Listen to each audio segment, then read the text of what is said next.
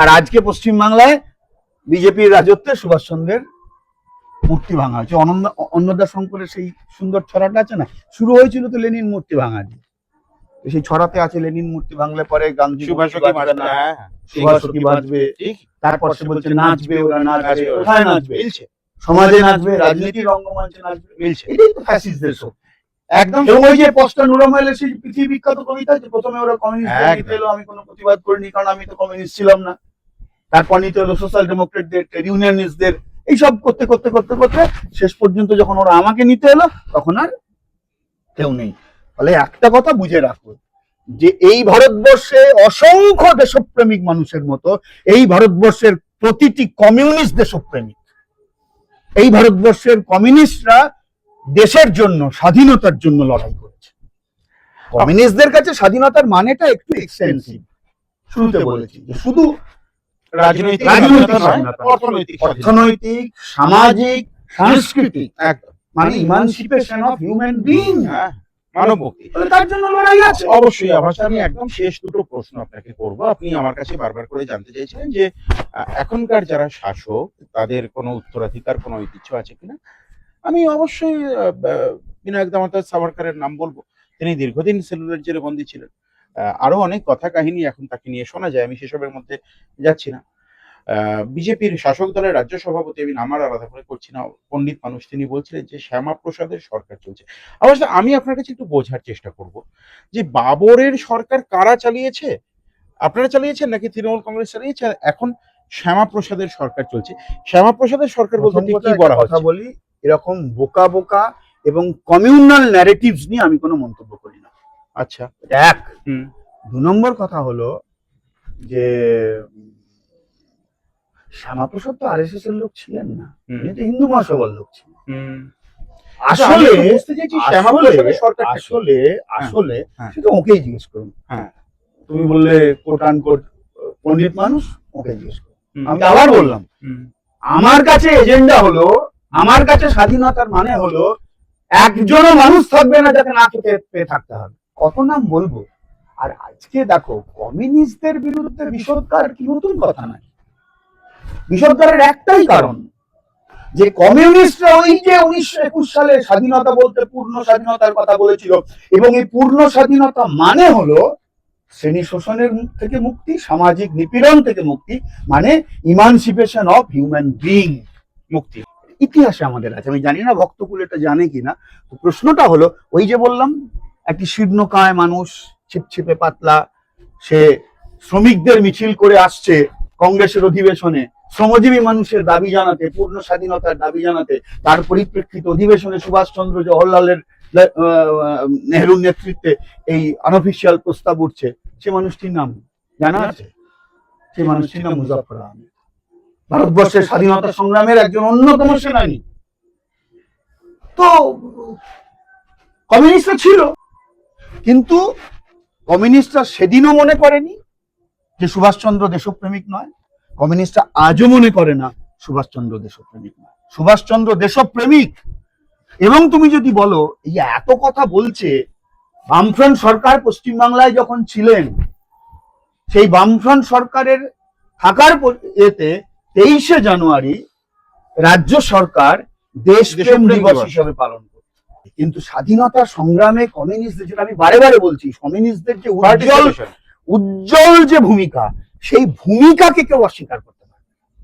আর এদের আজকে যারা ক্ষমতায় আছে, এদের তো সেরকম কোনো লোক নেই। পার্টিশনের সময় ভারতবর্ষের স্বাধীনতা সংগ্রামের শেষ পর্বটা তো ওদের কোনো লোক ছিল না।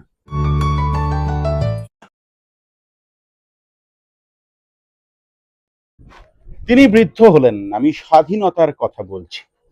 80 বছরের স্বাধীনতা, আমরা স্বাধীনতাকে কনজিউম করেছি, কিন্তু স্বাধীনতাকে কতটা ডিল করতে পারছি সে নিয়ে অনেক প্রশ্ন ইতিউতি। আপনি যদি আগস্ট মাস দেখেন, এখন তো সারা বছরই কমিউনিস্টদের বিরুদ্ধে যে কয়েনেজটা সব থেকে বেশি করে শোনা যায়, সেটা হলো দেশদ্রোহী।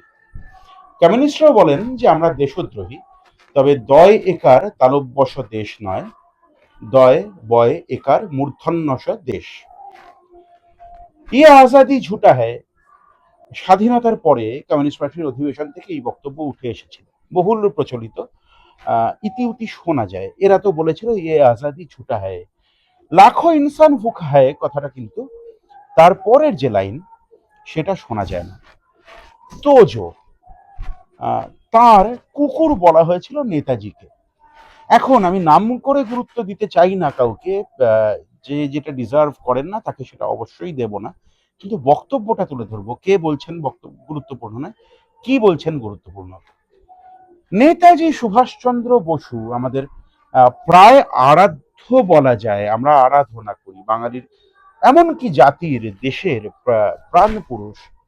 তার সম্পর্কে যখন একের পর এক কুবচন সুনামির মতো আছড়ে পড়ছে সোশ্যাল মিডিয়ায়, মেইন স্ট্রিম মিডিয়ায়, অনন্ত মহারাজের মতো কিছু মানুষ, তখন বামপন্থীরা যখন তার প্রতিবাদ করছেন, তার উত্তরে বলা হচ্ছে যারা এক সময় নেতাজিকে কোট আন কোট তোজোর কুকুর, তোজো অনেকে বলছেন না, যদিও নাম ভ্রান্তি ছড়াচ্ছেন, যাই হোক, তোজোর কুকুর, তারা আজকে নেতাজির প্রতি সহানুভূতিশীল। আমরা এই নিয়ে কথা বলতে চাইবো, খুব ব্যস্ততার মধ্যে আমি ওনার কাছে কৃতজ্ঞ। আভাস রায়চৌধুরী, সিপিএম এর কেন্দ্রীয় কমিটির সদস্য, আমার নতুন করে পরিচয় করানোর কিছু নেই, এবং এই সময়ের একজন অন্যতম শক্তিশালী রাজনৈতিক লেখক, মৌলিক লেখক।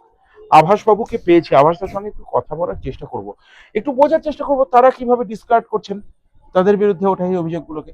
আভাসদা, আপনারা দেশদ্রোহী, আপনারা গাদ্দার, মাঝে মধ্যে গুলিয়ে যায়, দেশ কার থেকে স্বাধীনতা পেয়েছিল, পাকিস্তান নাকি ব্রিটেন? আপনাদের বক্তব্য। আমরা তো ব্রিটিশের বিরুদ্ধে লড়াই করে আমাদের দেশ আমরা স্বাধীনতা পেয়েছি। আর যারা ব্রিটিশের বিরুদ্ধে লড়েনি তারা এখন আমাদের রাষ্ট্র ক্ষমতার শীর্ষে আছে। তাদের এই ইতিহাস বোধ না থাকতেই পারে। আর তুমি খুব সুন্দর বললে, আমরা বিদ্বেষ, সেই যা দেশ তার বিরুদ্ধে আমরা দ্রোহ ঘোষণা করি, কারণ আমরা মনে করি স্বাধীনতার লড়াইয়েও আমরা এই পথে ছিলাম, আজও আছি। আমরা মনে করি যে খেটে খাওয়া শ্রমজীবী মানুষের ঐক্যবদ্ধ যে লড়াই, সেই লড়াইটাই গুরুত্বপূর্ণ। এবং স্বাধীনতা কেন, আমি তোমায় বলবো, মানিক বন্দ্যোপাধ্যায়ের একটা ছোট্ট গল্প আছে, গল্পটার নাম হলো স্বাধীনতার স্বাদ। তুমি যদি দেখে থাকো বা যদি দেখো তাহলে দেখবে যে স্বাধীনতা বলতে কমিউনিস্টরা কি মনে করেছিল। 1920 সালে ভারতে কমিউনিস্ট পার্টি তৈরি হয়েছিল, ভারতের কমিউনিস্ট পার্টি। আর তখন তো কংগ্রেসের মধ্য থেকে সবাই কাজ করত। কংগ্রেস ছিল জাতীয় মুক্তি সংগ্রামের, দেশের স্বাধীনতা সংগ্রামের গণমঞ্চ। সেখানে কমিউনিস্টরাও ছিল, সেখানে অন্যান্য বামপন্থীরাও ছিল, সেখানে দক্ষিণপন্থীরাও ছিলেন, এবং বিভিন্ন শক্তি সেখানে ছিল। 20 সালে যে পার্টিটার জন্ম হলো, মানে মাইক্রোস্কোপিক পার্টি, 1 বছরের শিশু। তুমি বললে 80 বছরের স্বাধীনতা, তার বয়স 80 হলো, 1 বছরের কমিউনিস্ট পার্টি সেদিন উপলব্ধি করেছিল মানে what is the meaning of liberation, independence, যে শুধুমাত্র রেজিম চেঞ্জ নয়, শুধুমাত্র পতাকা পরিবর্তন, শুধুমাত্র শাসকের গায়ের রঙের পরিবর্তন। কমিউনিস্টরা সেই দিনই স্বাধীনতা বলতে বুঝেছিল পূর্ণ স্বাধীনতা, পূর্ণ স্বরাজ, এবং শ্রেণী শোষণ থেকে মুক্তি, সামাজিক নিপীড়ন থেকে মুক্তি। সে লড়াই তো চলছে আমাদের সমাজে। এবং 47-এর 15ই আগস্ট আমরা যা পেয়েছি তা অত্যন্ত অমূল্য। তুমি এখনই একটা কথা বললে, স্বাধীনতার ঠিক পরে পরেই তৎকালীন অবিভক্ত কমিউনিস্ট পার্টির একটা ভ্রান্তি। তুমি ইতিহাসের একটা অংশের কথা বললে, ঠিক ওই অবস্থান নেবার আগেও কিন্তু সেই একই কমিউনিস্ট পার্টি তারা এই সিদ্ধান্তে চলে এসেছিল যে আর শ্রমজীবী মানুষের লড়াই আন্দোলনের কোনো দরকার নেই। সেটাও ছিল একটা ভ্রান্তি। আবার ওইটা তো মহাভ্রান্তি ছিল। কিন্তু মানে যেটা সবচাইতে ইতিবাচক দিক, ইতিহাস বোধ যাদের থাকে না এবং যারা সমগ্রতা বিচার করতে শেখেনি, যাদের কাছে যুক্তি নেই বরং যুক্তির বিনাশে যাদের সৃষ্টি, তারা সবসময় খণ্ডকে সমগ্র ধরে নিয়ে অন্ধের হস্তি দর্শনের যে গাড্ডা, সেই গাড্ডার মধ্যে তারা আটকে থাকে।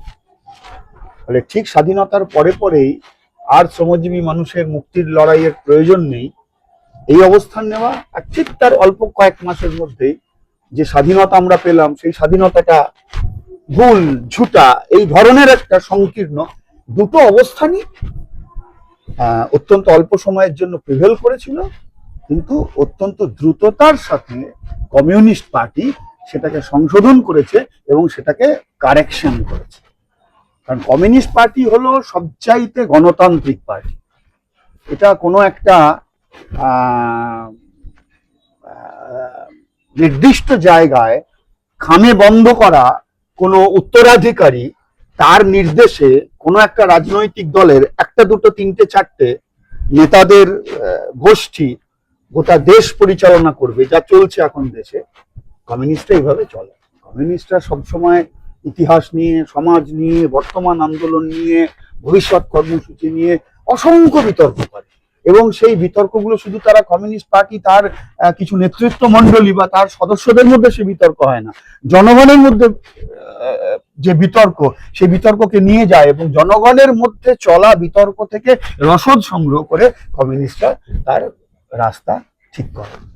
আর এই যে একটা কথা বলছো না, এই আমি তো সিপিআইএম এর কর্মী, দেখেছো ইতিমধ্যে সিপিআইএম এর আমাদের পশ্চিমবঙ্গের যে ডিজিটাল প্ল্যাটফর্ম, সেই ডিজিটাল প্ল্যাটফর্ম থেকে আমরা গত 7-10 দিন ধরে প্রতিদিনই, প্রথম দিকে আমরা চেষ্টা করছিলাম দিনে একটা করে পোস্ট করা কি দুটো করে পোস্ট করা, এখন আমাদের অবস্থা এমন হয়ে গেছে আমাদের ঘন্টায় ঘন্টায় এবং সম্ভবত আজকে রাত্রির থেকে মানে কয়েক মিনিট অন্তর অন্তর আমাদের পোস্ট করতে হবে। কি পোস্ট না, গোটা ভারতবর্ষের স্বাধীনতা সংগ্রামে অংশ নেওয়া অসংখ্য সেনানী। ধরো ভারতের স্বাধীনতা সংগ্রামের তো 3টে ধারা, ত্রিধারার সঙ্গমে আমাদের দেশের স্বাধীনতা সংগ্রামে আমাদের দেশের মানুষ অংশগ্রহণ করেছেন। সেখানে যেমন একসময় সশস্ত্র বিপ্লববাদী ধারা ছিল, যেমন গান্ধীজির ভারতবর্ষের স্বাধীনতা সংগ্রামে অংশগ্রহণ করার মধ্য দিয়ে একটা কি বলবো গণ আন্দোলনের একটা রূপান্তর গান্ধীজি ঘটিয়েছিলেন। কমিউনিস্টদের সঙ্গে গান্ধীজির মত পথের বিস্তর ফারাক, কিন্তু কমিউনিস্টদের সঙ্গে গান্ধীজির ব্যক্তিগত সম্পর্ক কিন্তু ছিল অত্যন্ত শ্রদ্ধা এবং স্নেহের। তুমি যদি, আমি ভক্তদেরও একটু অনুরোধ করব যে ভারতবর্ষের স্বাধীনতা সংগ্রামের যে পর্ব, বিশেষ করে পার্টিশন, এই যে একটা অত্যন্ত জটিল পর্ব, যে যা মাসে মাসে এমনকি শেষের দিকে সপ্তাহে সপ্তাহে পরিস্থিতির পরিবর্তন ঘটেছে, সেই সময় যদি ইতিহাসগুলো দেখো, আমি কারোর লেখা বলছি না, যদি ডকুমেন্টগুলো পড়ো তাহলেও দেখতে পাবে কেমন করে তৎকালীন ভারতের কমিউনিস্ট পার্টির সাধারণ সম্পাদক পিসি যোশীর সঙ্গে গান্ধীজির চিঠির আদান প্রদান করছেন। তো আমি যে কথা বলতে গিয়ে বললাম যে এই যে প্রত্যেক দিন সিপিআইএম ডিজিটাল থেকে আমাদের অসংখ্য নেতৃত্ব, যারা পরবর্তীকালে দেশের স্বাধীনতা সংগ্রামে শহীদ হয়েছেন, কমিউনিস্ট পার্টি করছিলেন, বা দেশ স্বাধীন হয়েছে স্বাধীনতা সংগ্রামীরা কমিউনিস্ট পার্টি তে নেতৃত্ব করেছেন। আন্দামানের সেলুলার জেল, কত নাম বলবো, গণেশ ঘোষ, অনন্ত সিংহ, সুবোধ চৌধুরী, হরে কৃষ্ণ কোনার, সুবোধ রায়, অসংখ্য নাম, অসংখ্য নাম। তো এই যে, বা শুধু আমি চট্টগ্রামের কথা বলছি না, বিরাট ষড়যন্ত্র মামলা, পেশোয়ার ষড়যন্ত্র মামলা, কানপুর বলশেবিক ষড়যন্ত্র মামলা, যদি আমাদের এই আঞ্চলিক ক্ষেত্রে বলো বীরভূম ডাকাতি মামলা, যেখানে বিনয় চৌধুরীকে অভিযুক্ত করা হয়েছিল, এরকম কত নাম, সুকুমার ব্যানার্জি, বাচ্চা ছেলে, 21 বছর 22 বছরের বাচ্চা ছেলে, কমিউনিস্ট পার্টির কর্মী, ছাত্র, তখন শ্রমিক আন্দোলনে কোথায় লড়াই করছে, 1938 সালে রানীগঞ্জের বেঙ্গল পেপার মিলের গেটে। তো লড়াই হচ্ছে ব্রিটিশের বিরুদ্ধে, ব্রিটিশের ট্রাক পিষে দিয়ে চলে গেল। পিছিয়ে দিয়ে চলে গেছে। সেই আন্দোলনের নেতৃত্ব দিচ্ছে কে? নিত্যানন্দ চৌধুরী, পরবর্তীকালে অবিভক্ত 24 পরগনা ভারতের কমিউনিস্ট পার্টি সম্পাদক হয়েছিলেন। নেতৃত্ব দিচ্ছে কে? বিনয় চৌধুরী, নতুন করে পরিচয় দেওয়ার প্রয়োজন নেই। নেতৃত্ব দিচ্ছে কে? রবীন সেন, যিনি এয়ারফোর্সের মধ্যে স্বাধীনতার জন্য বিদ্রোহ ঘোষণা করেছিলেন, ফলে তার কোর্ট মার্শাল হয়েছিল। এবং সুভাষচন্দ্র যখন 1941 সালে রামগড়ে আপোষ বিরোধী সম্মেলন করছেন, রামগড়ে 41 সালে একসঙ্গে জাতীয় কংগ্রেসের অধিবেশন চলছে, সুভাষচন্দ্র সেখান থেকে সরে আসতে বাধ্য হচ্ছেন দক্ষিণপন্থীদের চাপে। আর সেইখানেই সুভাষচন্দ্র রামগড়ে, ঝাড়খণ্ডের আজকের ঝাড়খণ্ড, সেখানে আপোষ বিরোধী সম্মেলন করছেন। সেই সম্মেলনে কি বলবো, তরুণ বলবো না যুবক বলবো জানি না, রবীন সেন এই কলকাতা থেকে হেঁটে রামগড়ে সেখানে গিয়ে অংশগ্রহণ করছে। আমি তোমায় বলছি, মানে মানে কুড়িয়ে উঠতে পারা যায়। ঠিকই কমিউনিস্ট পার্টির লোকেরা যারা স্বাধীনতা সংগ্রামে অংশগ্রহণ করেছেন, এই যে আমরা কথা বলি কল্পনা দত্তের কথা, কি বলে, চট্টগ্রাম সূর্য সেনের সাথী কল্পনা দত্ত, পরে কল্পনা যোশী হয়েছে।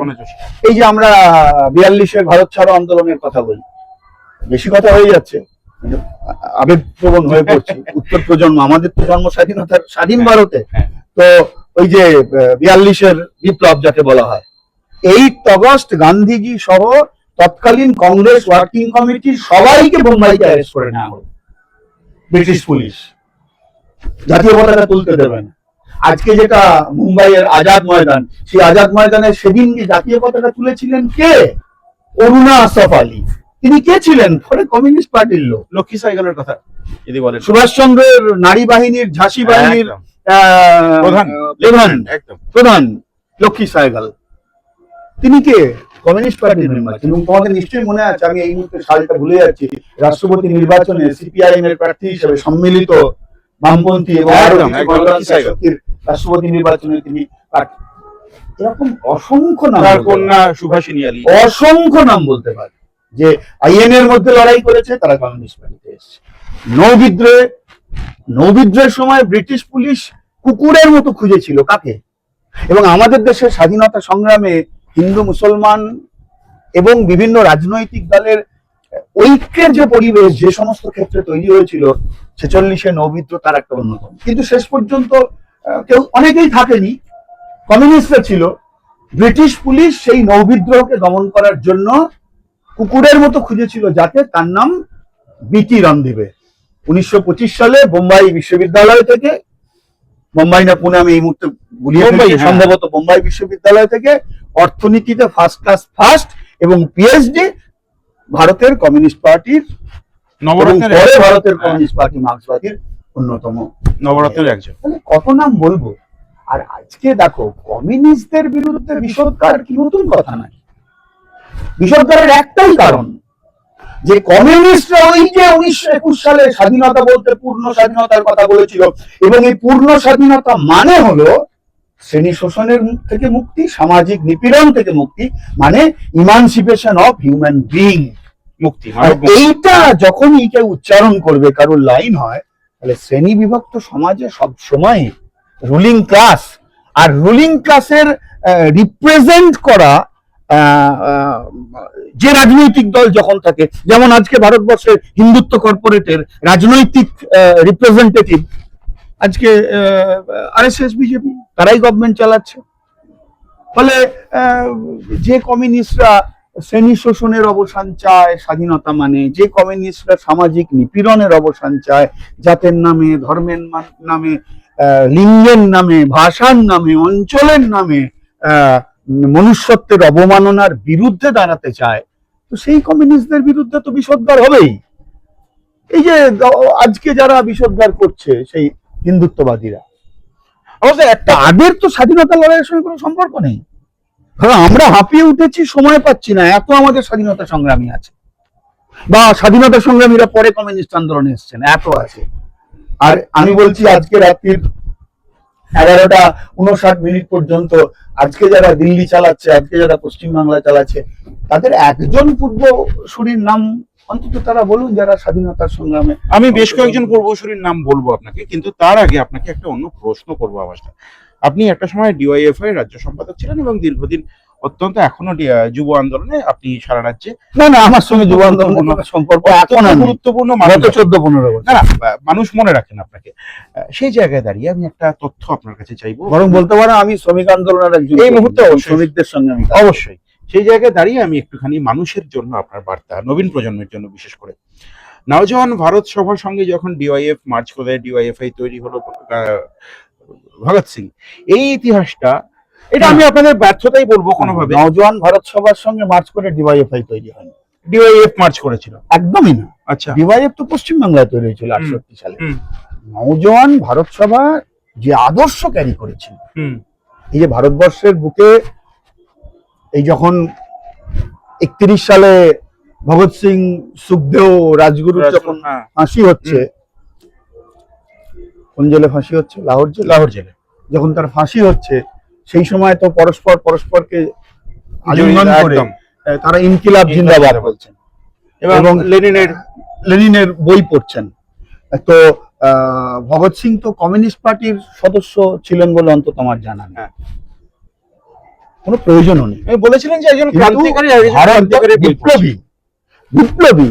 এবং এই যে দেখো যে আদর্শ ভগৎ সিং ক্যারি করেছে, তুমি যদি ভগৎ সিং এরও ওই স্বল্প জীবনেও গোটা জার্নিটা তুমি দেখো, তাহলে ভগৎ সিং একজন বিপ্লবী হিসাবে তার জীবন শুরু করলেন এবং যখন এসে বিপ্লববাদের রাস্তায় এলেন, তখন কিন্তু তার মধ্যে একটা গুরুত্বপূর্ণ পরিবর্তন ঘটল। সেটা কি? প্রথম, এবং ভগৎ সিংকে যদি বুঝতে হয় তাহলে তার কাকা, যদি বুঝতে হয় পাঞ্জাবের গদর আন্দোলনকে বুঝতে হবে, গদর শহীদদের বুঝতে হবে, সেই ধারা আছে, সাম্রাজ্যবাদের বিরুদ্ধে লড়াইয়ের ধারা আছে। তাহলে ভগৎ সিং প্রথম যে অর্গানাইজেশন তৈরি করেছিলেন সেটা ছিল Hindustan Republican association, Hindustan Republican army. তাহলে আমি বলছি তার ট্রানজিশনটাও দেখো সমাজ বিকাশের। 1931 মানে তখন তো রুশ বিপ্লব হয়ে গেছে, ভারতবর্ষের স্বাধীনতা সংগ্রামে তো সমাজতন্ত্রের জন্য আগ্রহ তৈরি হয়ে গেছে। 21 সালে যখন কমিউনিস্টরা পূর্ণ স্বাধীনতার কথা বলছে এবং শ্রেণী শোষণ এবং সামাজিক নিপীড়নের অবসান বলছে, সমাজতন্ত্রের কথা, সমাজতন্ত্রের লক্ষ্যের কথা। ভারতবর্ষে তো কমিউনিস্ট পার্টি তৈরি হয়ে গেছে, ভারতবর্ষে তো all India trade union Congress তৈরি হয়ে গেছে, আর কয়েক বছরের মধ্যেই তো ভারতবর্ষে কিষাণ সভা তৈরি হচ্ছে। সেই হিন্দুস্তান রিপাবলিকান আর্মি বা হিন্দুস্তান রিপাবলিকান অ্যাসোসিয়েশন, ভগৎ সিং এবং তার কমরেডরা, সেটা তার নামের পরিবর্তন ঘটছে হিন্দুস্তান সোশ্যালিস্ট রিপাবলিকান অ্যাসোসিয়েশন বা Hindustan socialist Republican army. Socialist, তাহলে এই যে সোশ্যালিস্ট শব্দ শুধু নয়, ধারণাটা সোশ্যালিস্ট, এই যে ধারণা বা সমাজতন্ত্রের প্রতি আগ্রহ, সেই সময় তারা তাদের জীবনের অভিজ্ঞতায় যতটুকু বুঝেছিলেন। তাহলে এই যে ভারতবর্ষের বুকে স্বাধীনতার সংগ্রামে স্পষ্ট করে সমাজতন্ত্রের কথা প্রথম যিনি উচ্চারণ করেছিলেন, ভগৎ সিং, বটুকেশ্বর দত্ত, চন্দ্রশেখর আজাদ, সুখদেও, তার কমরেডরা। ফলে ডিওয়াইএফ পশ্চিমবাংলায় 68-তে বা সারা দেশে 80 সালে যে ডিওয়াইএফ হয়, সে স্বাধীনতা সংগ্রামের সাম্রাজ্যবাদ বিরোধী যে ঐতিহ্য, সেই ঐতিহ্যের সে উত্তরাধিকার বহন করে এবং সেই ঐতিহ্যগুলির মধ্যে একটা অন্যতম শক্তিশালী ঐতিহ্য হলো ভগৎ সিং এর চিন্তা ভাবনা। এবং সেই সময়ে যতটা ভগৎ সিং আর তার কমরেডরা ভাবতে পেরেছিলেন সমাজতন্ত্র সম্পর্কে ধারণা, সেটাকেই তারা বহন ক্যারি ফরওয়ার্ড করেছে। একদমই। আমি পরের প্রশ্নে যাব। আপনি বারবার করেই বলছেন যে এই মুহূর্তে যারা শাসক দল, তাদের স্বাধীনতা আন্দোলনে কি ঐতিহ্য, কি উত্তরাধিকার, সেই প্রশ্নে আমি একদম শেষে আসবো। আমার তার আগে অনেকটা সময় আপনি ব্যস্ততার মধ্যে দিয়েছেন, তার জন্য অগ্রিম ধন্যবাদ জানাচ্ছি। কিন্তু আমার একটা প্রশ্ন আপনাকে করতেই হবে, নেতাজিকে কিভাবে আজকের কমিউনিস্ট পার্টি মার্ক্সবাদী ইভ্যালুয়েট করছেন? আজকে নেতাজির মূর্তি ভাঙা হচ্ছে এবং আজকে সব থেকে বেশি করে যেটা খুব বিচলিত হচ্ছি, সিপিএম মরে গেছে করে ডিওয়াইএফআই এর পতাকা পোড়ানো হচ্ছে। আমি এই খুব ন্যারো জায়গা থেকে গোটা বিষয়টাকে দেখছি না। সুকান্ত ভট্টাচার্যের ছবি সম্বলিত একটি পতাকায় জুতো এবং তাতে আগুন, নেতাজির মূর্তি ভাঙা হচ্ছে। অনন্ত মহারাজ, দেশের শাসক দলের সিটিং একজন এমপি, তিনি জোর গলায় বলছেন, আজকে যদিও একটুখানি তিনি রিট্রিট করেছেন, তিনি বলছেন আমি অনুতপ্ত। আজকে সুকান্ত ভট্টাচার্য আজকে নেতাজির এই ইভালুয়েশন স্বাধীনতার বার্ধক্যের সময় কিভাবে দেখছে সিপিআইএম? এটা তো অত্যন্ত, কি বলবো, পরিতাপের, উদ্বেগজনক। আমি এটাই যোগ করছি, আমি এটাকে সিপিএম বিজেপির দ্বন্দ্ব বলে দেখতেই রাজি নই। একদমই নয়, আমি তোমার এই কথার সঙ্গে একমত। হ্যাঁ, এটা অত্যন্ত পরিতাপের, উদ্বেগের এবং ভবিষ্যতের জন্য আমরা কোথায় গিয়ে দাঁড়াবো বা আমাদের শাসকেরা আমাদেরকে কোথায় নিয়ে যেতে চাইছে, এর থেকে বোঝা যায়। এই যে ধরো, আমি তোমার কথা থেকে একটু সরে যাই, তুমি বললে এই যে নেতাজি সুভাষচন্দ্রের মূর্তি যারা ভাঙছে, এই যে তুমি সুকান্তের যে ছবির কথা বলেছো, আমি যতদূর বুঝি ওই মূর্খগুলো সুকান্ত ভট্টাচার্যের ওটা ছবি আছে, আমার মনে হয় ওটা বোঝেনি। বুঝলাম এটা করতো, যে লেখা ছিল ডিওয়াইএফআই, ফলে চলো তার মধ্যে একটা জুতো দিয়ে দাও, বুঝলেও করতো এটা, বুঝলেও করতো। এই যে তুমি বলছো, তুমি শুধু সুভাষচন্দ্রের কথা কেন বলছো, সুকান্তের কথা কেন বলছো? মানে এদের মূর্খামি এবং এদের অন্ধত্ব কোন জায়গায় গিয়ে পৌঁছলে, কিছুদিন আগে এরা বলে যে নজরুল ইসলাম পাকিস্তান প্রস্তাবের সমর্থন ছিলেন,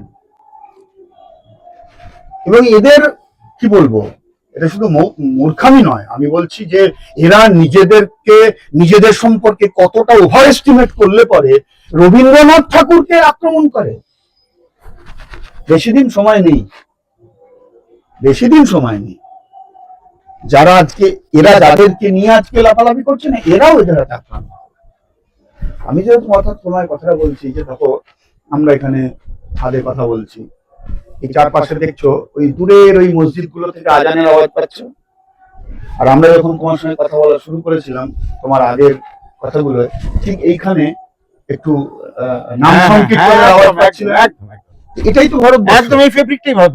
তাহলে সুভাষচন্দ্র হিন্দুত্ববাদীরা পশ্চিমবাংলায় সরকারে এসেছে, তাদের সময় সুভাষ মূর্তি কেন, যে কোনো গণতান্ত্রিক ধর্মনিরপেক্ষ যে কোনো মনীষার মূর্তি ছবি অস্তিত্ব আজকে আক্রমণের মুখে পড়বে, এটা তো স্বাভাবিক। সুভাষচন্দ্র করে আক্রমণ করবে না, আজকে ওদের প্রয়োজনে ওরা নেতাজি পশ্চিমবাংলায় ভোটের আগে করেছে। আমাদের রাজ্যের শাসক দলের যিনি প্রধান, তিনি কি মন্তব্য করেছিলেন কলকাতা কর্পোরেশনের একটি ঘটনাকে কেন্দ্র করে, শ্যামাপ্রসাদ মুখোপাধ্যায়ের সঙ্গে সুভাষচন্দ্রের সম্পর্ককে কেন্দ্র করে তিনি কি মন্তব্য করেছেন? ওটা কি খুব সম্মানজনক মন্তব্য হয়েছে? তুমি অনন্ত কেন বলো? নগেন্দ্রনাথ রায়, নগেন রায় বিজেপির এমপি। এই ধরনের ফ্যাসিস্ট শক্তি না, এদের একটা তরিকা, বঙ্গ বিবেচন, এদের একটা ফালতু বিষয়ের কথা না বলা, এদের একটা কাজ, একটা পদ্ধতি আছে। পৃথিবীর সব দেশে ফ্যাসিস্টরা এই পদ্ধতি অবলম্বন করতো, গুজব ছড়ানো, কিছু কথাকে আগে ছড়িয়ে দেওয়া। এই যে কিছু কথা করে ছড়িয়ে দিয়েছে, অত্যন্ত পরিকল্পিতভাবে কথা ছড়িয়েছে, মনে করার কোনো কারণ নেই। শাসক দলের রাজ্য সভাপতির যে উক্তি, অসম্মানজনক যে উক্তি, এবং তারপরে সে তোমার ওই নগেন বাবুই হোক বা যারা সব করছে, সোশ্যাল মিডিয়ায় যারা সব করছে, তুমি বলো আগের সরকারের সময় অম্বিকেশ বাবুকে জেল খাটতে হয়েছিল তৎকালীন শাসক দল সম্পর্কে কার্টুন ফরওয়ার্ড করার জন্য। আর এই সরকারের সময় আমাদের পশ্চিমবাংলায় বলো আর ভারতবর্ষে বলো, যে ভারতবর্ষের প্রধানমন্ত্রী সম্পর্কে কেউ যদি কোনো সোশ্যাল মিডিয়ায় কোনো প্রশ্ন তোলে বা কোনো ব্যঙ্গচিত্র করে, তার জন্য তো জেল খাটতে হয়েছে। দেখো এটা না আমাদের মধ্যে ছোট ছোট, তার মানে আমি কিন্তু এটা মনে করো না, কেউ যদি আমাদের কোনো রাজনৈতিক দলের নেতা নেত্রী সম্পর্কে অবমানকর কিছু মন্তব্য করে বা কোনো পোস্ট করে, আমি তার পক্ষে নই, আমি সবসময় তার বিরুদ্ধে। প্রশ্নটা, লড়াইটা কোনো ব্যক্তির সঙ্গে, কিন্তু তার জন্য জেলে যাওয়ারও আপনি পক্ষপাতী নন। জেলে যাবে কেন? পক্ষপাতী তো পরের কথা, জেল দিতে হবে কেন? আমি তো একটু আগে কথাটা বলছিলাম, তুমি বলো তো, এখন নয় তো ছবির যুগ হয়েছে খবরের কাগজে, খবরের কাগজ থেকে এখন কার্টুন হারিয়ে গেছে। তুমি একটু লাইব্রেরিতে চলে যাও, পশ্চিমবঙ্গে যখন অন্য সরকারগুলো ছিল, সেই সরকারের প্রধানদের সম্পর্কে আমি বারবার করি এখানে আভাসে একটা কথা, ব্যঙ্গচিত্র আঁকা হতো। আমার প্রতিবেদনে বলি যে, আমি থামাচ্ছি না আপনাকে, আমি শুনেছি, আপনি বলতে পারবেন। জ্যোতিবাবুর সময় লোডশেডিং এর একটা খুব সমস্যা ছিল। উষা উত্তুপ অত্যন্ত গুণী সঙ্গীত শিল্পী, এবং তিনি নবীনা, তাকে বলা হয়েছিল একটি ব্যঙ্গ করে গান গাইতে। তো উনি জ্যোতিবাবুর কাছে শটান গিয়েছিলেন, একটু ভয়ে গিয়েছিলেন যে জ্যোতিবাবু আমি কি এরকম একটা গান গাইতে বলা হচ্ছে, গাইবো? উনি অবশ্যই গাইবে, এই গানটা গাইলে তোমার জনপ্রিয়তা বাড়বে, অবশ্যই গাইবে তুমি। এটাই তো কমিউনিস্টদের কাজ। এটা আমার কথা হলো, রাষ্ট্র নেতা রাষ্ট্রের দায়িত্বপ্রাপ্ত জায়গাতে তুমি যখনই চলে যাবে তোমার পার্সোনাল বলে কিছু নেই, হ্যাঁ সেখানে তুমি যেমন প্রশংসা পাবে, ফুলের তোড়া পাবে, মালা পাবে, তুমি সমালোচনা পাবে, তুমি মাথার মুকুটও ধিক্কার পাবে, সবই পাবে। তাহলে সবটাকে নেওয়ার জন্য তৈরি থাকতে হবে। যারা সবটাকে নেওয়ার জন্য তৈরি থাকে তারা গণতান্ত্রিক, তুমি যদি ওর কথা বললে। আর যারা শুধুমাত্র প্রশংসাকে এবং চাটুকারিতাকে নেওয়ার জন্য তার মাইন্ড ফ্রেম তৈরি হয়, তারা আসলে শেষ পর্যন্ত স্বৈরাচারী অথবা ফ্যাসিস্ট অবস্থানে তারা নিতে পারে। তুমি যে কথাটা বলতে গিয়ে আমরা অন্যদিকে চলে গেলাম, কোনখান থেকে তুমি কথা শুরু করেছিলে সেটাই আমি তো ভুলে গেলাম। তোমার যে না, কথা হচ্ছিল যে নেতাজির এই অবমাননা, সুকান্ত হ্যাঁ, ভট্টাচার্য তো যে কথাটা বলছি যে সুভাষচন্দ্র ফলত তার ঝাঁসি বাহিনীতে ভারতবর্ষের জাত, ধর্ম, ভাষা, সম্প্রদায়, লিঙ্গ সবকিছুকে ভেঙে দিতে পেরেছিলেন। সুভাষচন্দ্র তো কমিউনিস্ট ছিলেন, সোশ্যালিস্ট ছিলেন, জাতীয়তাবাদী ছিলেন। তিনি জাতীয়তাবাদী ছিলেন। আর এই সোশ্যালিস্ট শব্দটা অনেক বড়, অনেক যেমন বামপন্থা শব্দটা অনেক বড়, তেমনি সোশ্যালিস্ট শব্দটাও অনেক বড়। সোশ্যালিজমকে বিভিন্ন ভাবে বিভিন্ন জন নিয়েছে, ঠিক আছে, এবং সুভাষচন্দ্রের ভাবনার মধ্যে অবশ্যই সমাজতন্ত্রের বেশ কিছু উপাদান ছিল, ভাবনা ছিল। এবং আমাদের দেশে স্বাধীন ভারতবর্ষে যখন সোভিয়েত ইউনিয়নকে খানিকটা তাদের থেকে ইতিবাচক অভিজ্ঞতা নিয়ে দেশ স্বাধীন হওয়ার পর আমাদের এখানে যে পঞ্চবার্ষিকী পরিকল্পনা আমরা গ্রহণ করেছিলাম, আমাদের পূর্বসূরীরা গ্রহণ করেছিলেন, এবং সেই পঞ্চবার্ষিকী পরিকল্পনা কেমন হবে, কংগ্রেসের, তখনও সুভাষচন্দ্র কংগ্রেসে আছেন, কংগ্রেসের অধিবেশন থেকেই তো সেই প্ল্যানিং কমিশন তৈরি হয়েছিল। কংগ্রেসের আগে নেহেরু, সুভাষচন্দ্র, তারা তো সেই প্ল্যানিং কমিশনকে নেতৃত্ব দিয়েছিলেন। এবং সেই এখান থেকেই আমাদের ভারতবর্ষের পঞ্চবার্ষিকী পরিকল্পনা। ফলে সুভাষচন্দ্রের ভাবনার মধ্যেও কিন্তু সমাজতন্ত্রের প্রভাব ছিল, অবশ্যই, এবং বিভিন্ন ভাবে। আমি আমাদের আজকের সাবজেক্ট সেই জায়গায় একদম। ফলে তারা, যারা জাতের নামে, ধর্মের নামে সমাজকে ভাগ করতে চায়, যারা স্বাধীনতা সংগ্রামে অংশগ্রহণ করলো না, মুচলেখা দিয়ে, বারে বারে মুচলেখা দিয়ে জেল থেকে বেরোলো, এবং বেরিয়ে আসার পর ব্রিটিশের শর্তকে মানলো, তার জন্য ব্রিটিশ নির্ধারিত মাসোহারা সে পেল। যে সংগঠনের রাজনৈতিক প্ল্যাটফর্ম যারা আজকে দেশ আর রাজ্য চালাচ্ছে, সেই সংগঠন স্পষ্ট করে তাদের, এটা আমার কথা নয়, এটা ইতিহাসের কথা, এটা আমার কথা নয়, তাদের যে সমস্ত কি বলবো প্রধান, তাদের যে সমস্ত লেখাপত্রে, তাতে তো স্পষ্ট যে আমাদের দেশের স্বাধীনতা সংগ্রামে তারা অংশগ্রহণ করেনি। দেখো, দেশের স্বাধীনতা সংগ্রামে অংশগ্রহণ যারা করেছে তাদের মধ্যে বামপন্থী, দক্ষিণপন্থী, কমিউনিস্ট, সোশ্যালিস্ট, যাই বলো না কেন, জাতীয়তাবাদী যাই বলো না কেন, এদের মধ্যে মত পথের বহু বিতর্ক ছিল। এবং এদের যদি তুমি ইতিহাসের এই 190 বছরের স্বাধীনতা সংগ্রামের ইতিহাস যদি দেখো, তাহলে তার মধ্যে কি সবাই ঠিক করেছে? না, কেউ কি কোনো তাদের ভুল ছিল না, তাদের দুর্বলতা ছিল না, উদ্দেশ্যে কোনো সীমাবদ্ধতা ছিল না, কিন্তু উদ্দেশ্যে এবং আন্তরিকতার কোনো খামতি ছিল না, যে দেশের স্বাধীনতা অর্জন করতে হবে, এটা এক। আর দুই, যারা স্বাধীনতা সংগ্রামে অংশগ্রহণই করলো না, যারা স্বাধীনতা সংগ্রামে অংশগ্রহণ করা অপেক্ষা সমাজটাকে হিন্দু মুসলমানের ভিত্তিতে জাতি ধারণা তৈরি করে, একটা অনৈক্যের পরিবেশ তৈরি করে স্বাধীনতা সংগ্রামকে বারে বারে চেষ্টা করেছে, ঐক্যবদ্ধ স্বাধীনতা সংগ্রামকে বারে বারে চেষ্টা করেছে করতে, কি বলে, পিছন থেকে টেনে ধরতে, প্রত্যক্ষ বা পরোক্ষ সচেতন ভাবেই তারা এই কাজ করেছে। তারা আজকে সমালোচনা করবে স্বাধীনতা সংগ্রামের বিভিন্ন পর্বগুলো নিয়ে। অবশ্য আজকে আপনার সঙ্গে কথা হচ্ছে, আমি অমুক এই বলেছেন, অতএব আপনি একটা প্রতিক্রিয়া দিন, এই জাতীয় কথা আপনার সঙ্গে আমি বলবো না। কিন্তু যেমন তোমায় আমি বলি, হ্যাঁ হ্যাঁ, এই যে হরিপুরা এবং ত্রিপুরী অধিবেশনে কংগ্রেসের সুভাষচন্দ্রের সভাপতিত্ব নির্বাচনে যারা যারা গুরুত্বপূর্ণ ভূমিকা নিয়েছিলেন, মনে আছে সেই সময় মোহনদাস করমচাঁদ গান্ধী, আমাদের মানে স্টলওয়ার্ড, মানে যাকে পরে জাতির জনক আমাদের এই জাতি বলেছে, তো মানে সীতারামাইয়া হেরে যাবার পর গান্ধীজির মানে আমার হার উক্তি কি ছিল? হ্যাঁ, ওর কর্তবীর হার মানে আমার হার। তাহলে সেই রকম একটা, কি বলবো, একটা ইনস্টিটিউশনাল ফিগার তাহলে ডেমোক্রেসি তার- এসেন্সটাকে তো তিনি তো carry অবশ্যই করছেন। অবশ্যই অবশ্যই কংগ্রেস তো প্ল্যাটফর্ম ছিল, গণমঞ্চ, এবং সেই জন্যই তো স্বাধীনতার পর গান্ধী মনে করেছিলেন যে এই গণমঞ্চ রাখার কোনো প্রয়োজন নেই। সেটা অন্য বিতর্ক। হ্যাঁ। আজকের দিনে সেই বিতর্কে ঢুকে গেলে পরে যারা স্বাধীনতা সংগ্রামে কোনো অংশগ্রহণ করেনি, তাদের বরং সুবিধা বিশ্বাসঘাতকতা করেছে, তাদের সুবিধা হবে বলে আপনি আমি মনে করছেন। সেই আলোচনার জায়গায় যাচ্ছি না। তো আমি যেটা বলছি, তো ত্রিপুরী এবং হরিপুরাতে সুভাষচন্দ্রের সভাপতিত্ব নির্বাচনের ক্ষেত্রে যারা যারা গুরুত্বপূর্ণ ভূমিকা নিয়েছিল তার মধ্যে তো কমিউনিস্টরা ছিল।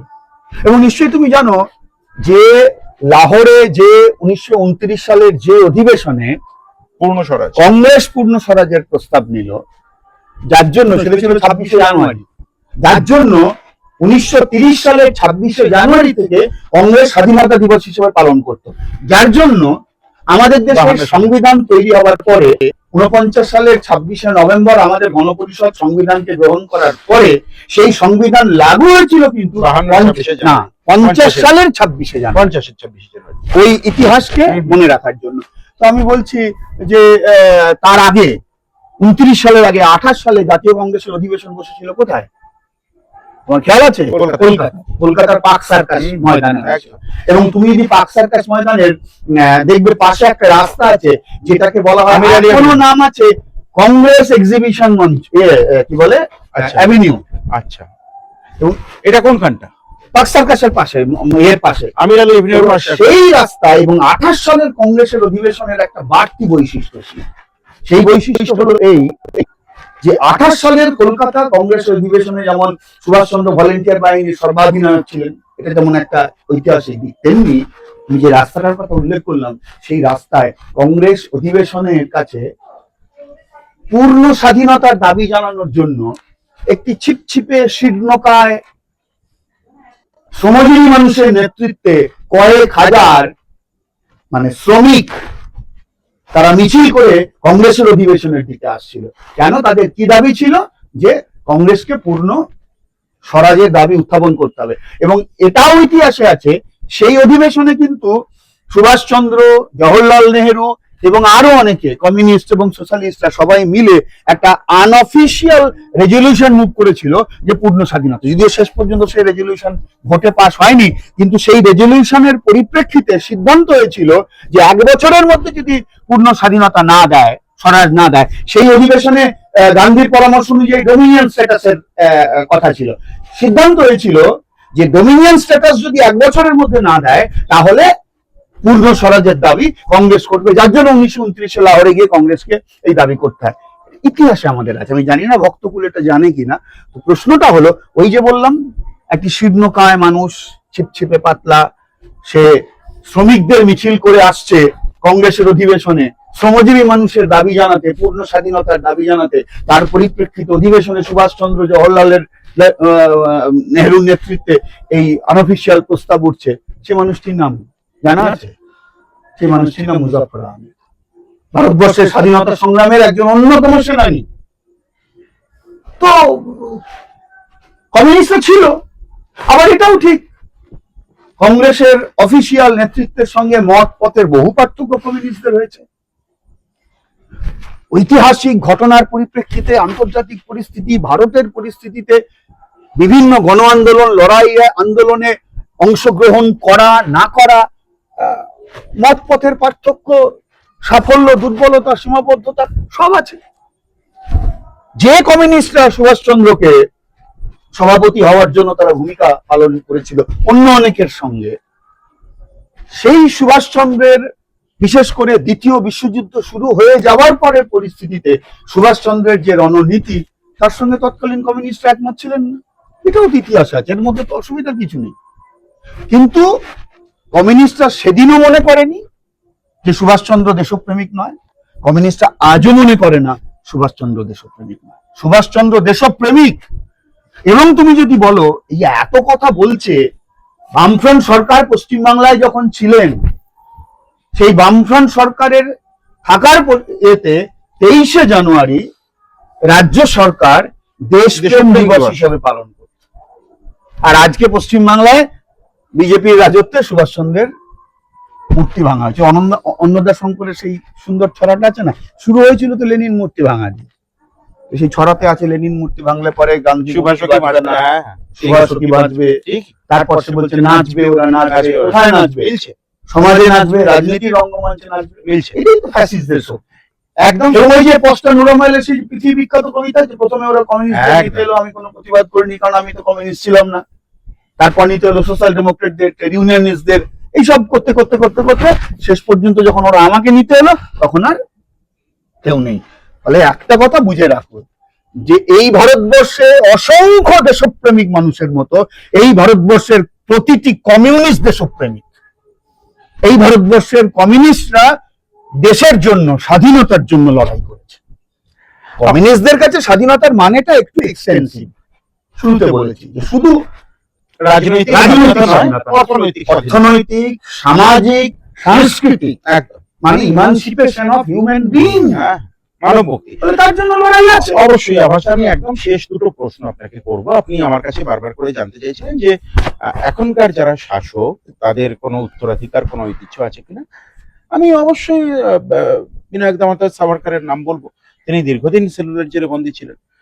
আরো অনেক কথা কাহিনী এখন তাকে নিয়ে শোনা যায়, আমি সেসবের মধ্যে যাচ্ছি না। বিজেপির শাসক দলের রাজ্য সভাপতি, আমি নাম আর আলাদা করে করছি না, পণ্ডিত মানুষ, তিনি বলছিলেন যে শ্যামা প্রসাদের সরকার চলছে।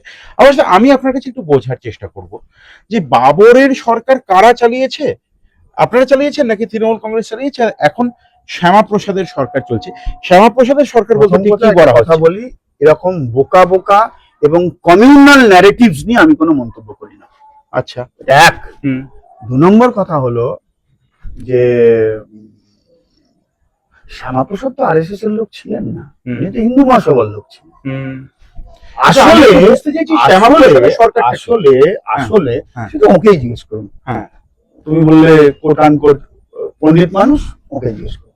আমি আবার বললাম, আমার কাছে এজেন্ডা হলো, আমার কাছে স্বাধীনতার মানে হলো একজনও মানুষ থাকবে না যাতে না খেতে পেয়ে থাকতে হবে, একটি শিশুও থাকবে না যে স্কুল যাবে না। মানে কেরলে যে এক্সাম্পল একটি কেরল তো একটা স্ট্রাকচারের মধ্যে, এই ব্যবস্থার মধ্যে আমি আরো বড়, হ্যাঁ ওটা অবশ্যই অগ্রগতি, আমি আরো বড় কথা বলছি।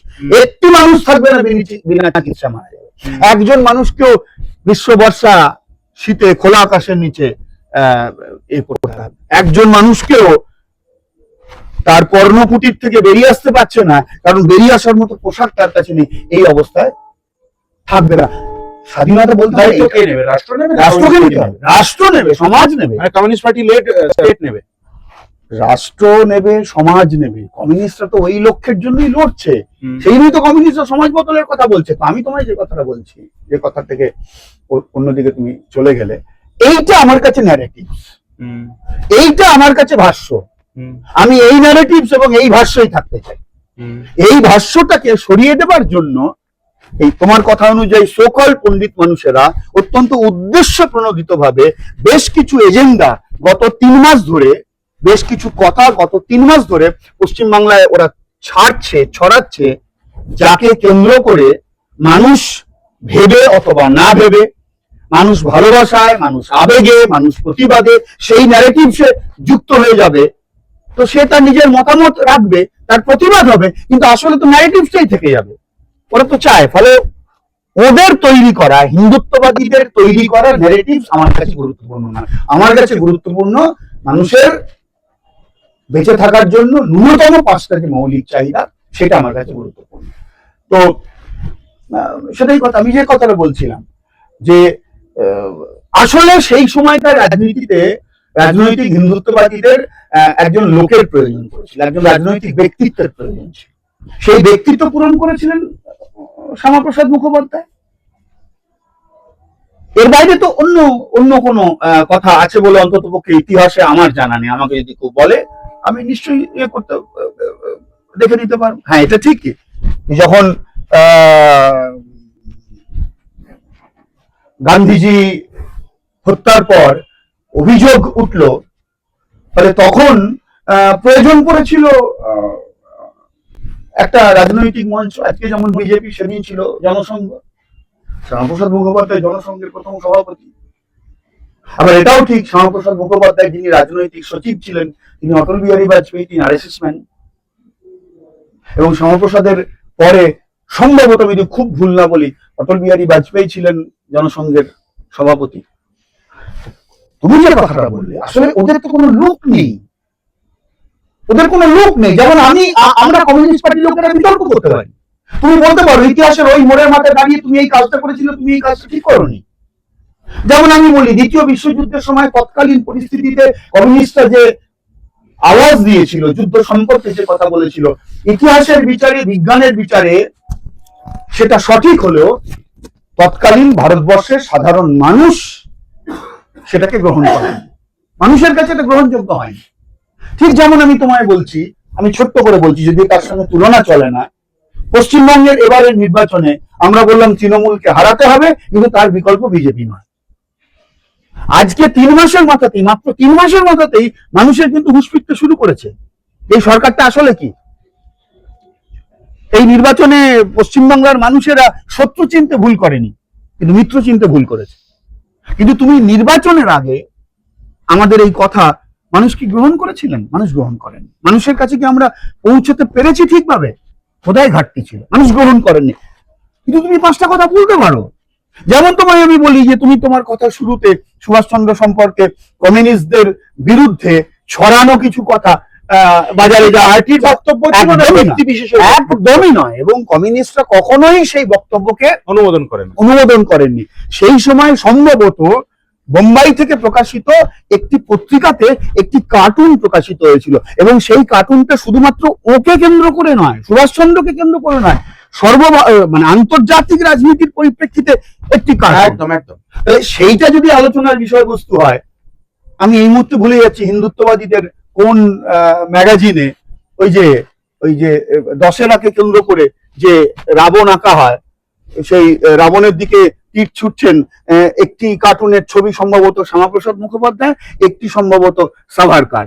আর সেই কার্টুনে যাদের মুখ আছে সেখানে তো গান্ধীজির মুখ আছে, সেখানে তো সুভাষচন্দ্রের মুখ আছে, অনেকেরই তো মুখ আছে। তাহলে এইটা বারবার কেন ভুলিয়ে দেওয়া হচ্ছে?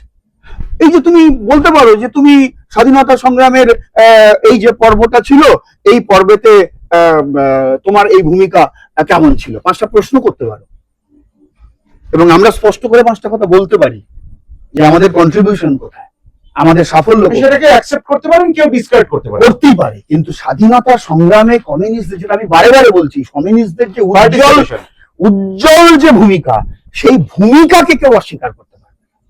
আর এদের আজকে যারা ক্ষমতায় আছে, এদের তো সেরকম কোনো লোক নেই। পার্টিশনের সময় ভারতবর্ষের স্বাধীনতা সংগ্রামের শেষ পর্বটা তো ওদের কোনো লোক ছিল না, ফলে ওদের প্রয়োজন পড়েছিল।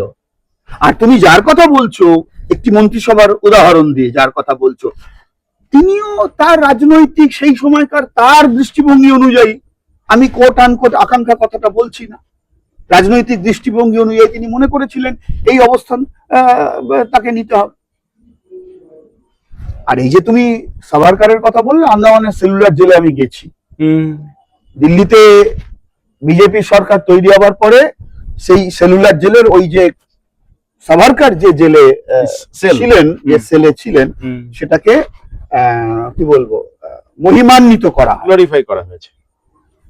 এটাও শুনেছি। আমি যখন গেছি তখন দেখেছি সেলুলার জেলের যে ওই দেওয়াল, সেই দেওয়ালে যারা সেখানে ছিলেন তাদের যে নামের তালিকা আছে, সেই তালিকাতে অসংখ্য বাঙালি এবং কমিউনিস্ট, পরবর্তীকালে কমিউনিস্ট হয়েছে, অসংখ্য মানুষ আছেন। তো তাহলে গ্লোরিফাই যদি করতে হয় তো তাদেরকেও থাকতে হবে, তাদেরও মুচলেখার অভিযোগ থাকতে হবে। এই যে এবার যে কথাটা আমি, তুমি যেটা বলছো, মুচলেখার অভিযোগ আমরা করি না, এটা হলো ইতিহাসে প্রমাণ আছে, আপনারা যে কেউ চাইলে দেখতে। এইবারের যে কথাটা হলো, এই যে মুচলেখার অন্যতম শর্তই তো ছিল এইটা, যে রত্নগিরি জেলার বাইরে তুমি বেরোতে পারবে না, তুমি বেরোননি। মুচলেখার অন্যতম শর্ত ব্রিটিশ বিরোধী কথা বলবো না, যে স্বাধীনতা সংগ্রামে ব্রিটিশ বিরোধী অবস্থানে আমি নেব না। তো উনি সেটা পালন করেছেন, সেই চিঠির ফটোকপি পাওয়া যায়, উনি সেটা পালন করেছেন। অবশ্যই স্মরণীয় মানুষ। আমি তবু একটা প্রশ্ন করবো, অবশ্য আমার একেবারে শেষ প্রশ্ন, এবং এটাও তুমি শুনে রাখো, আজকের ভক্তদের শিক্ষা দেওয়ার যে পাঠশালা, এগুলো আগেও তোমায় কথা বলছি। সাভারকার যে বইকে কেন্দ্র করে 1923 সালে হিন্দুত্ব এই কনসেপ্ট তৈরি করেছিলেন, যে এটা একেবারে এর সঙ্গে রিলিজিয়ানের কোনো রিলেশন নেই, না, হিন্দুইজম আর হিন্দুত্বের এটার কোনো সঙ্গে সম্পর্ক নেই। রিলিজিয়াস এক্সারসাইজের কোনো সম্পর্ক নেই। এটা একেবারে একটা কালচারাল ভেজিবল, একটা মানে পলিটিক্যাল পাওয়ারের জন্য একটা ওয়েপন। একদম তুমি বললে কালচারাল হেজিমনি, হ্যাঁ হ্যাঁ হ্যাঁ, তো সেইটা তো ওই হুইজ হিন্দু যে বইটা সরকার একদম, লিখেছে, একদম এখন ভক্তকুলে বইটা পড়ানো হয় না। ইভেন তোমায় আমি বলছি, হুম। ওদের পরবর্তীকালের যারা মুখ্য লিডারশিপ ছিলেন তাদেরও অনেক বই ওদের স্পিরিচুয়াল হিন্দুইজমের সঙ্গে হিন্দুত্ব এর কোনো সম্পর্ক খুব বিশেষ নেই, সেটা অনেক হিন্দু প্র্যাকটিশনার আমাকে বলেন। আমি একটি নাম করতে চাই, আমরা অনেকেই বিস্মৃত হই এই মুহূর্তে। যদি আমাদের সামনে নেতাজি সুভাষচন্দ্র বসু, মুজাফফর আহমেদ এই নামগুলো করা হয়, বা গান্ধীজির নাম করা হয়, গোলওয়ালকারের নাম করা হয়, সাভারকারের নাম করা হয়, আমরা কম বেশি সেই নামের সঙ্গে পরিচিত। কিন্তু উল্লাসকর দত্ত, যে মানুষটিকে চেষ্টা করেও কোনোভাবে মুচলেকা দেওয়ানো যায়নি, আমরা ভুলে যাচ্ছি কি? আমার আভাস রায়চৌধুরীর কাছে একেবারে শেষ প্রশ্ন থাকবে, এটা খুব নির্বাচনী রাজনৈতিক ওরিয়েন্টেড কোনো প্রশ্ন না, কারণ নির্বাচন পরবর্তী নির্বাচন আসতে অনেকটা দেরি আছে। কিন্তু কমিউনিস্টদের কাছে তো এই প্রশ্ন করতেই হবে, তারা তো আন্তর্জাতিকতাবাদে বিশ্বাসী। আজকে জেনজি একটা নতুন করে একটা ভারতবর্ষ তৈরি হচ্ছে, youngest nation in the world, সেই জায়গায় দাঁড়িয়ে জেনজিদের যে মুভমেন্ট একটা সরকারকে একটা ধাক্কা দিচ্ছে, একটা অভিঘাত তৈরি করছে। কমিউনিস্টরা এই মুহূর্তে ঠিক কি আর্থসামাজিক বিকল্পের কথা ভাবছেন দেশের তরুণ সমাজের জন্য, কি বলবেন? দেখো, প্রথম কথা হলো, আমি তোমার মূল মানে সবারই কাজ, খাবার, লেখাপড়ার সুযোগ, স্বাস্থ্য, শিক্ষা, শিক্ষা, আজকে এই যে পুঁজির কি বলবো লোভ, সেই রক্তকরবীর রাজার সেই বলছে না যে আমি একটা প্রকাণ্ড মরুভূমি তৃষ্ণার দাহে যে ছোট্ট সবুজকে লেহন করতে যাই, অথচ তাতে কিছু হয় না, মরুর পরিসর বেড়ে যায়। এটাই তো আজকে আন্তর্জাতিক লগ্নি পুঁজির যে লোভ, যে যে যে যে লুণ্ঠনের আজকে চেহারা, সেই লুণ্ঠনের সামনে আজকে আমাদের পরিবেশ, আমাদের আমাদের আমাদের যে বায়োডাইভার্সিটি, এটা আজকে আক্রান্ত। যেমন ধরো, তুমি কিছুদিন আগে দেখছিলাম বোধহয় আদানির মুনাফার জন্য নিকোবর দ্বীপপুঞ্জকে বলি দেওয়া হবে। মহারাষ্ট্রে আরাবল্লী পাহাড় নিয়ে চলছে। আপনি প্রতিবেশী বীরভূম চলে যাচ্ছেন, আমাদের রাজ্যে দেউচা পাঁচামি নিয়ে কত কথা, আমরা তখন বললাম ওখানে কয়লা নেই, মানে আছে কিন্তু কয়লা তোলা মানে ঢাকের মনসা বিক্রি হয়ে যাবে। তুমি চলে যাও পুরুলিয়া, বাঁকুড়া, অসংখ্য ছোট ছোট যে পাহাড়গুলো আছে, টিলাগুলো আছে, আজকে এগুলোকে সব লুটপাট করার জায়গা। তাহলে খাবার, শিক্ষা, স্বাস্থ্য, মাথার উপর ছাদ, রোজগার, পরিবেশ, সম্প্রীতি, প্রত্যেকের মতামত দেওয়ার যে অধিকার, সেই অধিকারকে নিশ্চিত করা, এই তো বিকল্প। এটা হলো গ্রস অ্যাজ এ হোল। এবার যখন এর নির্দিষ্ট জায়গার পার্টিকুলার থাকবে, জেলার বৈশিষ্ট্য, রাজ্যের বৈশিষ্ট্য। আর ওই যে তুমি একটা কথা বললে না, তুমি খুব সঠিকভাবেই কথাটা বললে যে কমিউনিস্ট আন্তর্জাতিকতাবাদ, কিন্তু কমিউনিস্টদের আন্তর্জাতিকতাবাদের সঙ্গে নিজের দেশকে ভালোবাসা, নিজের রাজ্যকে ভালোবাসা, বহু জাতিক ভারতবর্ষের বহু জাতি, রবীন্দ্রনাথকে মহাজাতি বলেছিলেন, সকলের সামগ্রিক যে অগ্রগতি, তার সঙ্গে আমাদের আন্তর্জাতিক ভাবনার, আন্তর্জাতিকতার কোনো বিরোধ নেই। আর তোমাকে আমি বলি যে শুধু কমিউনিস্টরা আন্তর্জাতিক ছিলেন না। এই যে শুরুতে তোমায় বললাম না, আজকে একটি বিশেষ ধর্মীয় প্রতিষ্ঠানকে ব্যবসা করার জন্য পশ্চিমবাংলার ময়দান খুলে দেওয়া হচ্ছে, কি মানে উদ্ধত্ত। কিছুদিন আগে তোমাদের সোশ্যাল মিডিয়াতেই দেখলাম যে তার একজন রবি ঠাকুরকে সমালোচনা করছে। আমার না প্রথমে প্রচন্ড রাগ হয়েছে, কি ব্যাপার। তারপর আমি ভাবলাম এটাই তো স্বাভাবিক, যারা সংকীর্ণতার রাজনীতি করে, সে জাতের নামে হতে পারে, ধর্মের নামে হতে পারে, ভাষার নামে হতে পারে, যারা মানুষের ধর্ম বিশ্বাসকে, এবং আমি সৌরভ কখনো আমি এটা বিশ্বাস করি যে কোনো ধর্মের ধার্মিক মানুষ কখনো অন্য ধর্মের মানুষকে ঘৃণা করবে না, যে কোনো ধর্মের ধার্মিক মানুষ কখনো ধর্মকে রাজনৈতিক ক্ষমতা দখলের জায়গায় ব্যবহার করবে না।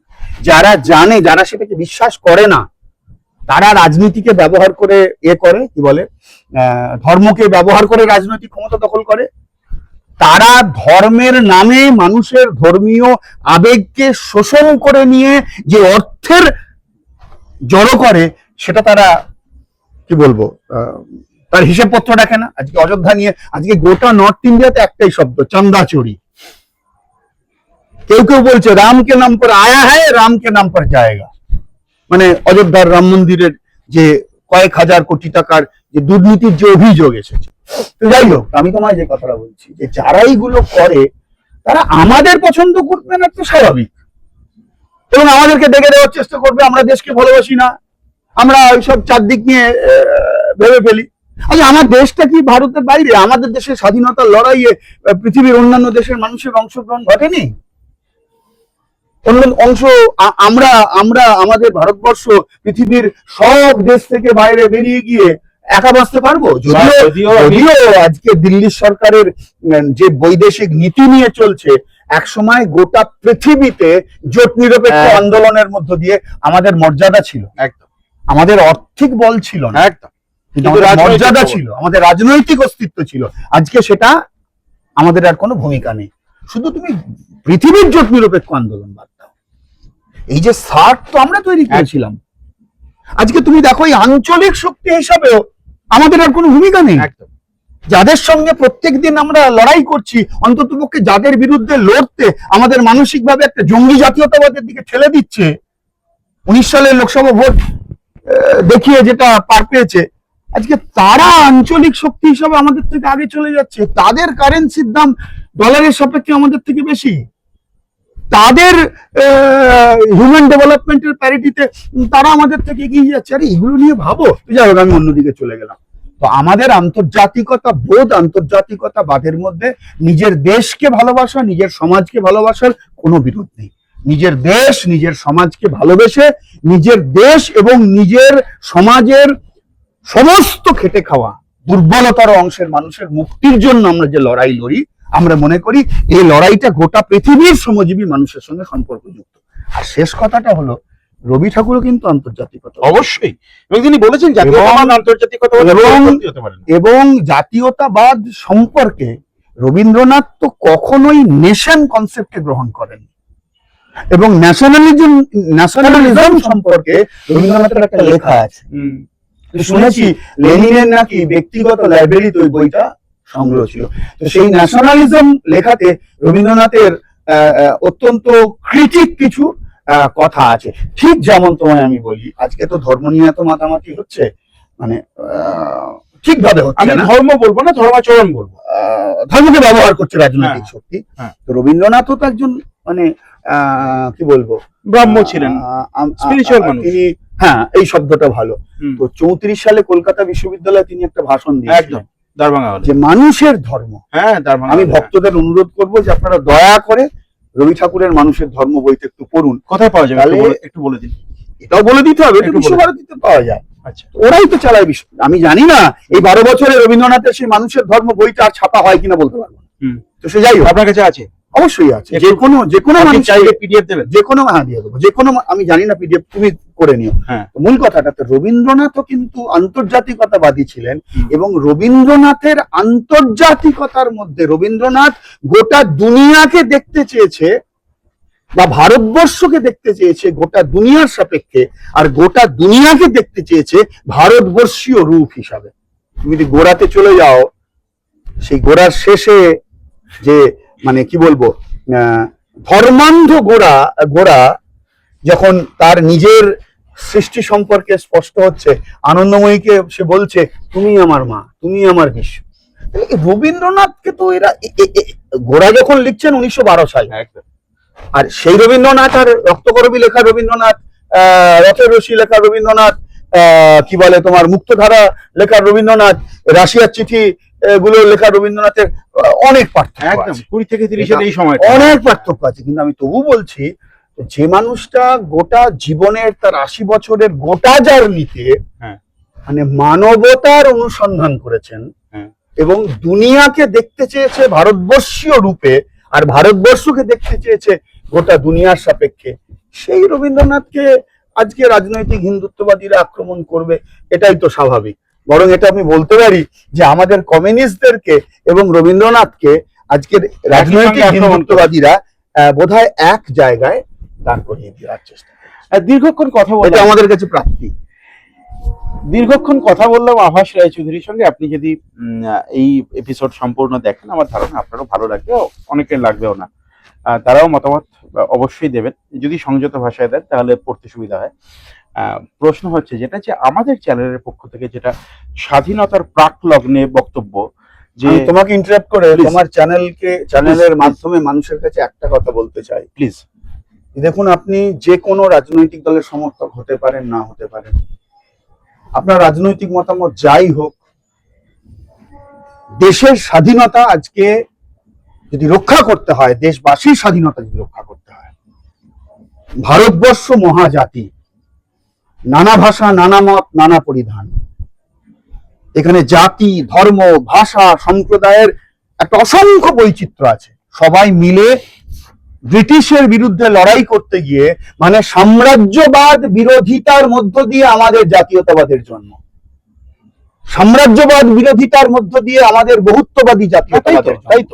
তাই তো সেই জন্য আমাদের দেশ ফেডারেল যুক্তরাষ্ট্র, সেই জন্য আমাদের দেশে আজকে এই সমস্ত অংশের রিপ্রেজেন্টেশন ঘটানোর চেষ্টা হয়েছে।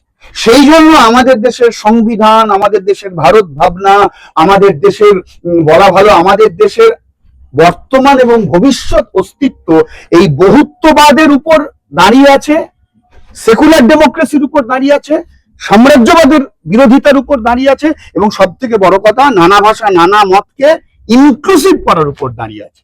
আজকে এটা দুর্ভাগ্যজনক যারা আজকে দেশ চালাচ্ছে, রাজ্য চালাচ্ছে, তারা এই প্রত্যেকটা উপাদানকে ভেঙে দিয়ে জাত, ধর্ম, ভাষার নাম করে মানুষের মধ্যে বিভাজন তৈরি করে আমাদের দেশের গণতন্ত্র, আমাদের দেশের বহুত্ববাদ, আমাদের দেশের সংবিধান, এমনকি আমাদের দেশের সাম্রাজ্যবাদ বিরোধিতার যে জায়গাগুলো ছিল একটা দুটো কর্পোরেটের স্বার্থে, সেটাও বিসর্জন দিচ্ছে। ফলে আজকে আমাদের মতো এই মানুষদের এবং সমস্ত মানে কি বলবো ভাবিকালের কাছে আমাদের আহ্বান, যে দেশের স্বার্থ সব আগে। দেশের স্বার্থ মানে কোনো মিডিয়া প্রজেক্টেড, লুম্পেন অর্থনীতি প্রজেক্টেড, কর্পোরেটের স্বার্থের পাহারাদার হিসাবে প্রজেক্টেড কোনো একটা দুটো ব্যক্তির আইকন ভারতবর্ষ নয়, ভারতের স্বাধীনতা নয়। ভারতবর্ষ মানে বহুত্ববাদী ভারতবর্ষের সাধারণ মানুষের স্বার্থ। ভারতবর্ষ মানে ভারতবর্ষের সাম্রাজ্যবাদ বিরোধিতার উপাদানকে সজীব রাখা। আর এটা রাখতে হবে এই জন্য যে মানুষ আসবে, মানুষ চলে যাবে, নেতা আসবে, নেতা চলে যাবে। দেশের স্বাধীনতা, সার্বভৌমত্ব, দেশের শান্তি, গণতন্ত্র, সম্প্রীতি, তাকে রক্ষার জন্য সমস্ত মানুষকে দলমত নির্বিশেষে কিন্তু ঐক্যবদ্ধ হতে হবে। যা বলছিলাম, দীর্ঘক্ষণ কথা বললাম আভাস রায়চৌধুরীর সঙ্গে। আমাদের চ্যানেলের পক্ষ থেকে একটি মাত্র আবেদন, আমরা যেন স্বাধীনতাকে সঠিকভাবে কনজিউম করার জন্য যথেষ্ট ম্যাচিওর হতে পারি, এবং দেশের স্বার্থ আমাদের কাছে সবার আগে। আমাদের দেশের সার্বভৌমত্ব, স্বাধীনতা কোনো শর্তে যাতে ক্ষুণ্ণ না হয়, তার জন্য আমরা অতন্দ্র প্রহরীর ভূমিকা পালন করব, খুব সীমিত সামর্থ্য নিয়ে। আমাদের দেশ কোথা থেকে তেল কিনবে, বা পাকিস্তান আমাদের দেশের দিকে চোখ তুললে আমরা চোখ নামিয়ে নেব কিনা, সেই সিদ্ধান্ত আমেরিকা নেবে না। আমাদের শিরায় শিরায় এই জাতীয়তাবাদের বোধটুকুই অন্তত প্রবাহিত হোক ৮০ বছরের স্বাধীনতার প্রাকলগ্নে। আমার চ্যানেলের দর্শকের কাছে আমার এটুকুই আবেদন। প্রত্যেকে ভালো থাকবেন, সঙ্গে থাকবেন।